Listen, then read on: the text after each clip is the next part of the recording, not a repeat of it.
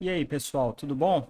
Nessa aula eu quero falar com vocês um pouquinho sobre a AWS e, mais especificamente, sobre um serviço da AWS chamado Elastic Cloud Computing, ou EC2, tá? Que é o serviço que a gente vai usar durante as nossas aulas para criar máquinas virtuais, né? Poder realmente implantar servidores e implantar serviços, tá? Se vocês seguiram os tutoriais aí das aulas passadas, vocês já devem ter chego pelo menos nessa tela aqui. E alguns talvez até já tenham criado aí suas primeiras máquinas virtuais, tá? Para quem já criou a máquina virtual, tudo bem. Para quem não criou, eu vou mostrar todo o processo aqui, tá? Novamente, para vocês entenderem mais passo a passo o que foi feito, tá? No tutorial que eu passei anteriormente para vocês, ele só ia passando passo a passo ali o que você precisava fazer, tá? Mas não explicava muito o que era cada opção que você estava utilizando. Nessa aula eu quero explicar um pouquinho melhor isso para vocês, então eu vou refazer aqueles passos, tudo bem? Pessoal, então esse aqui é o console de gerenciamento da AWS, tá? A AWS é um provedor, um dos maiores provedores aí de serviços em nuvem, né?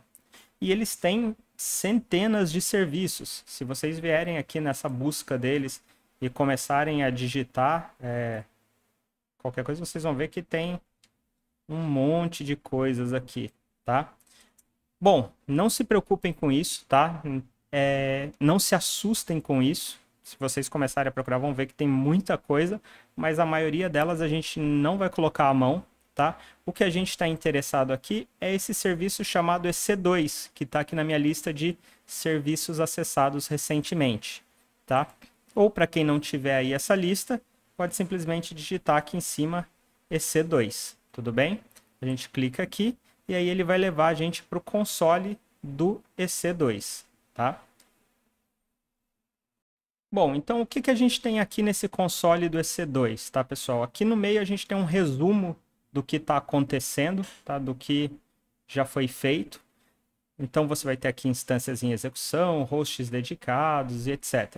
Tá? Por exemplo, instâncias em execução, ele vai te mostrar quantas máquinas você tem executando naquele momento. Se você tiver máquinas dedicadas, máquinas físicas, né? Quando a gente está falando aqui das instâncias, a gente está falando mais de máquinas virtuais que podem rodar ali junto com outras máquinas em um determinado servidor físico, tá? Mas você também pode ter máquinas dedicadas lá na AWS, tá? Não vai ser isso que a gente não vai usar isso, né? Que é um serviço mais caro, mas a gente vai criar nossas próprias máquinas virtuais. Então aqui a gente tem um resumão, tá? Com o tempo vocês vão entender o que é cada coisa. Tá? Aqui a gente tem a opção para executar instâncias, migrar máquinas, mas uma coisa que vocês têm que ficar atentos com a AWS, pessoal. A AWS, ela é um serviço, ela é um provedor de alcance global, tá? Ela não existe só nos Estados Unidos, ela não tem data centers só nos Estados Unidos. Ela tem data centers espalhados pelo mundo inteiro.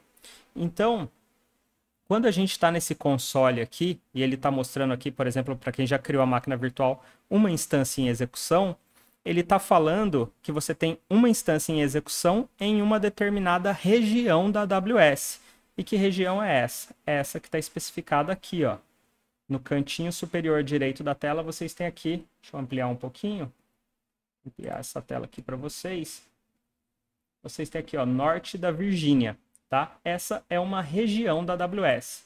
Clicando aqui em cima, vocês vão ver que eles têm várias outras regiões, inclusive na América do Sul, São Paulo. Tá? Eles têm data centers em São Paulo. Tá? Outra coisa, cada região não é simplesmente um data center, é um conjunto de data centers. Tá? Por exemplo, aqui na Virgínia do Norte, que é também chamada de US East One, tá? Leste da Virgínia, leste dos Estados Unidos, aliás. Aqui, ó, vocês vão ver que eles têm várias zonas. Essas zonas, sim, cada uma é um data center dentro dessa região do norte da Virgínia. Tudo bem? Então, por que é importante que vocês saibam disso? Porque se vocês criarem uma instância em execução aqui no norte da Virgínia e depois, por um acaso, forem fuçar aqui, forem lá para a América do Sul, São Paulo, o console aqui, vai ser outra coisa, vai ser um console para a região de São Paulo, para a região da América do Sul, tá? Aqui ele está dando esse erro de API porque, se não me engano, essa conta educacional da AWS não permite que a gente crie, né, servidores nessa região da América do Sul. Vai limitar um pouquinho aí o nosso alcance, tá? Mas se vocês conseguirem acessar outras, talvez aqui nos Estados Unidos a gente possa usar outras regiões, vocês vão ver que os servidores que aparecem, não, também não, tá? Mas os servidores que aparecem para uma região não aparecem na outra, tá? Então fiquem atentos se vocês verem em algum momento que os servidores que vocês criaram não estão lá, é porque provavelmente você mudou de região, tá? Então, para que vocês entendam melhor aí, vamos já criar uma nova instância, né? Executar uma instância para vocês entenderem o que é esse serviço chamado EC2 da AWS. Então, vamos vir aqui em executar uma instância, tá? E aí, o primeiro passo aqui, pessoal, quando você vai executar uma instância, ele vai te perguntar: e qual sistema operacional você vai querer rodar dentro dessa instância? Tá? Você pode rodar, por exemplo, o Amazon Linux, que é uma distribuição do Linux da Amazon, né? Que a Amazon otimiza para ser executada dentro do data center dela, dentro das máquinas virtuais aí que rodam na AWS. Tá? Você tem o Red Hat, SUSE, Ubuntu, tem o próprio Windows, tem algumas opções aqui de macOS. Tá? Então, tem várias opções. E vocês vão ver que algumas opções elas estão marcadas aqui, ó, como Free Tier Eligible, tá? Ou seja, usando esses sistemas operacionais, você pode criar uma máquina virtual de forma gratuita. Ela está dentro do limite gratuito da Amazon, que a Amazon ela te dá ali no seu primeiro ano, né? Ou no caso aqui a gente como estudante, a opção de criar algumas máquinas virtuais mais simples, né? Com hardware mais simples, e que não vão cobrar nada, não vão gastar nada da nossa conta se elas ficarem ligadas. E são essas máquinas, né, no caso, que podem rodar esses sistemas operacionais que estão marcados como Free Tier Eligible, tá? Então, no caso aqui eu vou pegar o Ubuntu, tá? Vou pegar aqui a versão 20.04, vou selecionar, ele ainda dá aqui pra gente, ó, duas opções de arquitetura. A arquitetura x86, que é a arquitetura Intel, né? Ou AMD, mas a arquitetura que a gente está acostumado aí normalmente nas nossas máquinas, e a arquitetura ARM, que é a arquitetura que a gente encontra, por exemplo, nos Arduinos, um hardware um pouco diferenciado. No caso, a gente vai usar, né, em celulares, a maioria dos celulares Android aí, né, utiliza essa arquitetura ARM. Mas a gente vai usar a arquitetura Intel mesmo, então eu vou simplesmente clicar aqui no Select. Nosso próximo passo, vamos selecionar um tipo de instância, tá? O que é o tipo de instância? O tipo de instância, pessoal, é a especificação do hardware que vai executar aí nessa máquina virtual, tá? É a capacidade dessa máquina virtual. Então, a gente tem aqui a opção de selecionar quantas vCPUs, né? Quantas CPUs virtuais essa máquina vai ter, o quanto de memória RAM, o tipo de dispositivo de armazenamento, a gente vai ver depois o que é CBS, tá? Performance de rede, suporte a IPv6, esse tipo de coisa. Aqui, pessoal, a gente vai manter também dentro dessa opção, ó, Free Tier Eligible. Então, a gente vai selecionar esse T2 Micro, que tem uma CPU e 1 GB de memória, tá? Vamos simplesmente selecionar essa opção ou manter selecionado. Vocês vão ver que tem opções aqui muito mais poderosas, né? Algumas aqui a gente nem tem acesso, outras, se a gente clicar, vão comer o nosso crédito aí em alguns minutos, tá? Então vamos manter aí nas opções mais simples mesmo. No caso aqui a T2 Micro é mais do que suficiente para os exercícios que a gente vai fazer aí durante as nossas aulas. Daqui eu já posso ir direto lá para o revisar e lançar a máquina virtual, mas eu ainda vou passar aqui pelos próximos passos para vocês entenderem. Então eu vou clicar aqui no Next, tá? E aí nessa próxima tela aqui eu vou ter os detalhes da minha instância ou das minhas instâncias. Porque, por exemplo, aqui eu posso selecionar se eu quero lançar mais do que uma instância. Eu posso colocar 2, 3, 4, 5, 10 aqui, tá? Tem aqui outras opções também, por exemplo, Network ou rede. Ele me dá aqui VPC e um número. O que que é isso aqui, pessoal? Isso aqui é uma rede privada virtual que a Amazon cria para a gente. Então, se eu tiver várias instâncias rodando ao mesmo tempo, eu posso colocar todas essas instâncias numa mesma rede. Vamos fazer de conta que elas estão todas ligadas lá no mesmo switch e elas têm acesso local ali umas às outras, né? Sem precisar passar pela internet, sem precisar de um endereço IP público. Então, a gente vai ter uma rede local, privada, virtual, que só as nossas instâncias têm acesso. E de dentro daquela rede ali, o acesso ele é limitado por um firewall e o acesso de fora para dentro também é limitado por esse firewall. Tá? A gente pode selecionar aqui essa rede, pode selecionar uma das sub-redes, no caso aqui vamos deixar o default. Tá? Ele vai colocar um IP público alocado, né? E aí a gente tem outras opções aqui que, no caso, não tem... Acho que a única aqui que a gente tem que ficar um pouquinho mais atento, pessoal, é com essa aqui, ó, Shutdown Behavior. Tá? O que que é isso aqui? É o comportamento ao desligar. Tá? Se você desligar a máquina, se você entrar lá no Windows e mandar desligar, ou se você tiver lá com Linux, for lá e dar um shutdown na sua máquina, o que que vai acontecer? O comportamento padrão é stop. Ele vai parar essa máquina e vai deixar essa máquina quieta lá, paradinha, lá dentro das suas instâncias ali do EC2. Mas você também tem a opção aqui Terminate. O que que é isso? Se a sua máquina virtual desligar, ele vai excluir a sua máquina virtual. Isso aqui, em alguns casos, pode ser interessante. Vamos supor que você tem um serviço que você vai colocar no ar, ele vai executar durante um tempo, vai obter lá alguns resultados, enviar esses resultados via rede, via internet, e depois você vai desligar essa máquina virtual. Você manda ele desligar e ele excluir essa máquina virtual, e com isso você já não tem mais nenhuma cobrança por essa máquina virtual, porque a máquina parada, ela ainda gera algum tipo de cobrança. Agora, se você der um terminate, aí a máquina não existe mais, tá? Você também tem a proteção aqui contra a finalização acidental da máquina. Então, você pode colocar isso aqui e ele não vai deixar você apagar essa máquina, né, sem antes ir lá e remover essa proteção, tá? Então, isso aqui é uma proteção que você não consegue apagar a máquina, a não ser que antes você remova a proteção e depois você apaga a máquina. Aí tem outras opções de monitoramento, o tipo de hardware que ele vai usar, se é um hardware compartilhado, se é um hardware dedicado. Tá? A gente vai deixar o compartilhado aqui porque é mais barato. Tá? E, por enquanto, é só. Para o próximo passo, a gente vai ver o armazenamento. Aqui, pessoal, a gente está falando do armazenamento, do disco rígido da nossa máquina, né? Do HD e tal. Então, aqui, por padrão, ele vai já deixar aqui para a gente um HD, tá? Que é um SSD aí de propósito geral, um SSD simples, tá? Tem algumas opções aqui que são um pouco melhores, tem um throughput, né? Eles têm uma capacidade de gravar e de ler dados maior.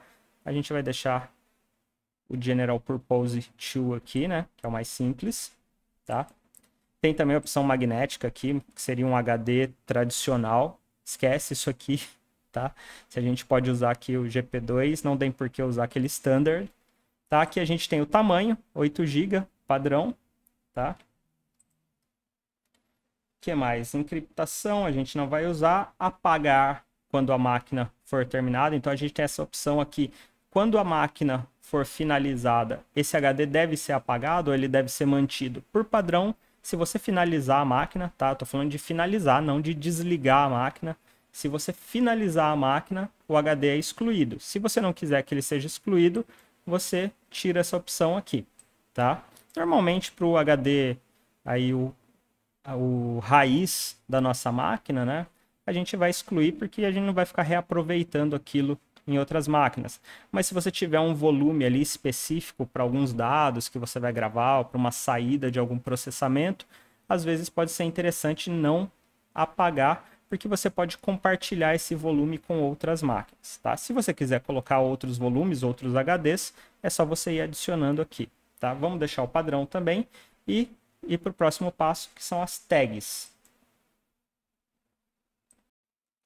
que são as tags, pessoal? Tags são marcações que eu posso colocar não só aqui nas minhas máquinas virtuais, mas em outros serviços da AWS, para facilitar, por exemplo, eu saber no que eu estou gastando meu dinheiro, onde que meus créditos, aqui no caso da nossa conta educacional, estão indo embora.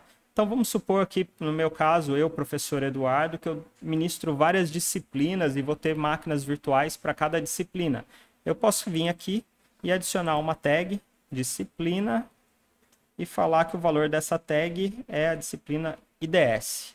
Tá? E aí, lá, quando eu for ver lá o meu uso, os meus créditos, para onde está indo o dinheiro, né, para onde estão indo esses créditos, eu posso filtrar, quero saber quanto que a disciplina de IDS está custando.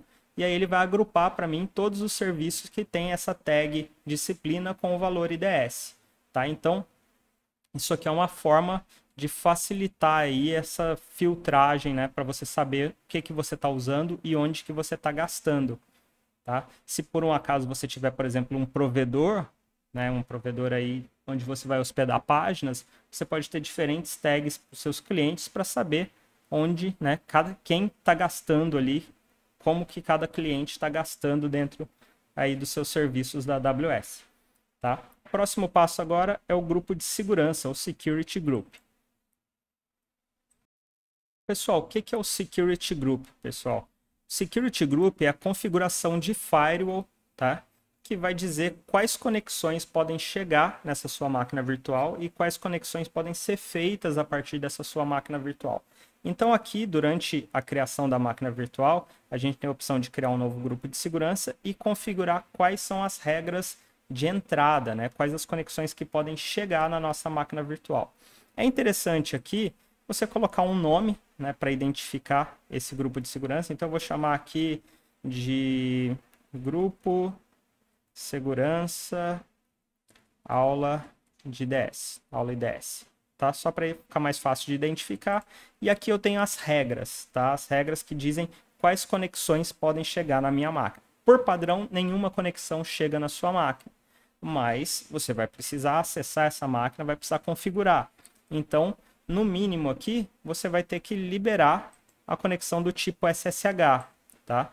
Quando você seleciona aqui o tipo SSH, ele já vai configurar para você o protocolo e a porta, tá? Que SSH usa TCP na porta 22. Se eu colocasse aqui, por exemplo, SMTP, ele trocaria para TCP na porta 25, que é o caso do SMTP, que é um protocolo de e-mail, né? Não é isso que eu quero SSH, que é o Security Shell, que a gente vai usar para acessar essa máquina. Então, esse meu grupo de segurança vai receber conexões SSH, né, TCP na porta 22, a partir de onde? A partir de qualquer lugar. Então aqui, ó, eu tenho um endereço com a máscara 0, né, o endereço 000, a máscara 0, que lá das aulas de redes, vocês devem saber que significa qualquer endereço IP. Então eu vou receber conexões a partir de qualquer lugar. Tenho aqui, né, opção Anywhere, que dá na mesma, no final das contas. Ele ainda coloca aqui a versão IPv6, ou posso colocar aqui o meu IP, e aí ele vai pegar o IP aqui da sua conexão, né, nesse momento, e vai liberar acesso só a partir desse IP, tá? Não é o ideal, por quê? Porque a maioria das conexões que a gente tem em casa são conexões com IP dinâmico, que vão ficar mudando o tempo inteiro. Tá? Então, a não ser que você esteja disposto a toda hora entrar aqui e atualizar esse IP, sempre que o seu endereço mudar, você deixa Anywhere, tá? Ou se você tiver uma conexão com IP fixo, que é o caso aí em escritórios, né, lugares que tem conexões corporativas, aí você deixa um IP fixo. Nesse caso aqui a gente vai deixar a partir de qualquer lugar, e aí daqui a gente já vai para o review, né? Rever e lançar a máquina. Então aqui eu vou ter todas as minhas opções e eu tenho a opção de lançar a máquina, né, de iniciar a máquina para o mundo. Esse alerta que a gente tem aqui em cima, pessoal, é justamente o que eu falei. Ele está falando, olha, tuas instâncias elas estão acessíveis a partir de qualquer IP. Tá? Nós recomendamos que você crie ali uma regra só para o seu IP que você está usando, só para o seu endereço. Mas é o que eu falei para vocês. No caso, No meu caso aqui, eu tenho uma conexão que é um IP dinâmico, que vai ficar mudando toda hora, e eu não quero ficar trocando. Por segurança, se isso aqui fosse um serviço de produção, alguma coisa do tipo, o ideal é que eu colocasse o endereço IP fixo e realmente, toda vez que eu precisar conectar, se meu IP de origem mudou, vim aqui e atualizar o grupo de segurança, tá? Como é só uma aula e eu quero facilitar a minha vida, eu vou deixar ele aqui acessível a partir de qualquer IP mesmo, tá? E aí, para colocar a nossa máquina no ar, a gente vai clicar no Launch. Aqui, pessoal, como a gente está subindo uma máquina Linux, tá? E o nosso acesso a essa máquina vai ser usando o protocolo SSH, ele vai pedir para a gente configurar um par de chaves. Tá? O que são essas chaves? Essas chaves, né, um esquema de chave pública e chave privada, que a gente usa para se autenticar no SSH. Tá? Ao invés de usar uma senha, de digitar uma senha, eu vou usar um arquivo com uma chave. Tá? Eu posso usar uma chave existente, se eu já tiver alguma chave configurada lá na AWS, tá? No caso aqui eu não tenho nessa conta, ou eu posso vir aqui e mandar criar um novo par de chaves. Se eu proceder sem um par de chaves, pessoal, eu vou ficar sem acesso a essa máquina, tá? Então, vamos mandar criar um novo par de chaves. Eu vou chamar aqui de aula IDS 2021, tá? E aqui eu preciso fazer download do par de chaves antes de conseguir lançar a máquina, porque sem esse par de chaves eu não acesso essa máquina. Então eu vou clicar aqui em download. Ele gerou aqui esse arquivinho .pem, tá? E agora eu posso iniciar a minha instância e daqui a pouco a gente vai ver como se conectar usando esse par de chaves. E ele está lá criando a nossa instância, daqui a pouquinho ela vai estar no ar.